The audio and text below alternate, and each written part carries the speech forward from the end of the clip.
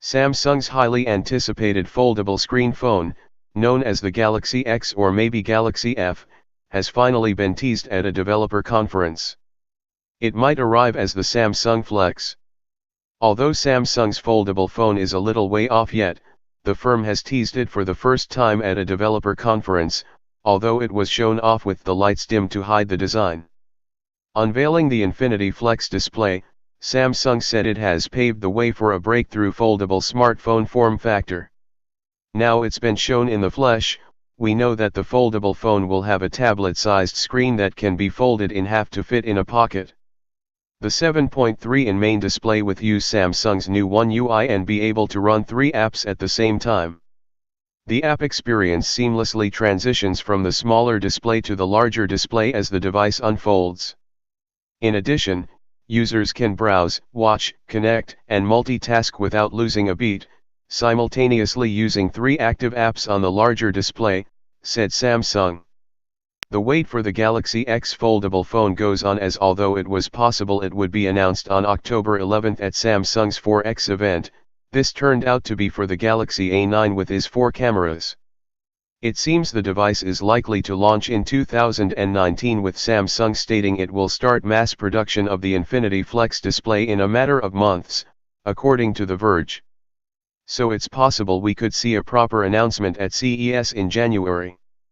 However, a report by Yonhap news agency in South Korea suggests the phone will be unveiled fully in March 2019, not long after the Galaxy S10, which should arrive in February.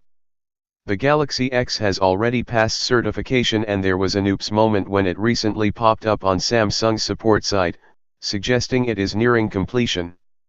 The bad news is that Samsung's quirky folding phone might be tough to bag, with Forbes stating that the expectation for the Galaxy X is as a limited run device in a single territory, more than likely the home territory of South Korea.